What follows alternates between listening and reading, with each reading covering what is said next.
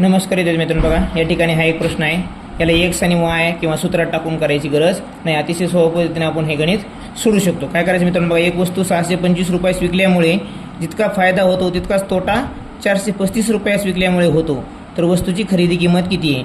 बघा इथं काय दिले, तोटा आणि फायदा कधी कधी 2:1 प्रमाणात, 3:2 प्रमाणात काही विचारू शकतात. इथं कसं आहे, जितका फायदा आहे तितकाच तोटा आहे. मग काय येईल, नफा आणि तोट्याचं प्रमाण बघायचं तर मित्रांनो काय आहे. आणि सहजासहजी गणित नफा आणि तोट्याच्या प्रमाणात असते, फक्त प्रमाण दिलं नाही, आपण ठरवायचं आहे नफा आणि तोटा सारखाचे, म्हणजे नफा एक असेल तर तोटा पण एकच असणार आहे, बरोबर. मग आता हे नफा एक आणि तोटा एक म्हणजे प्रमाणाचं एकत्र करायचं. प्रमाण एकत्र केल्यानंतर किती होईल, ते 2 होते मित्रांनो. आणि दोन्हीचा डिफरन्स काढायचा. 625 वजा 435. कधी पण हीच मेथड वापरायची, अतिशय सोपी आणि कमी वेळेमध्ये. 12तून 3 गेले 9, इथं 1 राहतो मित्रांनो, बरोबर. आता हे 190 आहे, दोन्हीतला फरक. हा दोन्हीतला फरक म्हणजेच काय मित्रांनो, 2 आहे, बरोबर. म्हणजे हे डिवाइड बाय इथं 2 होईल. किंवा मग असं लिहू शकतो आपण 190 बरोबर 2, आहे की नाही. मग 1 बरोबर किती येईल मग मित्रांनो, मला सांगा किती येईल? 95. किती? 95. आता ही 95ची किंमत 1 म्हणजे 95 आलं आहे की नाही.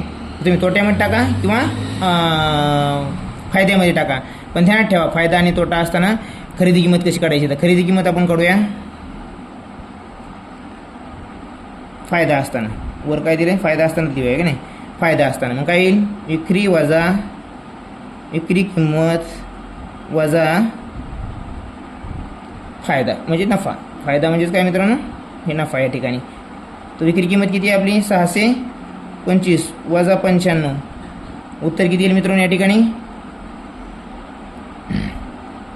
530, बरोबर. उत्तर किती आपलं या ठिकाणी 530.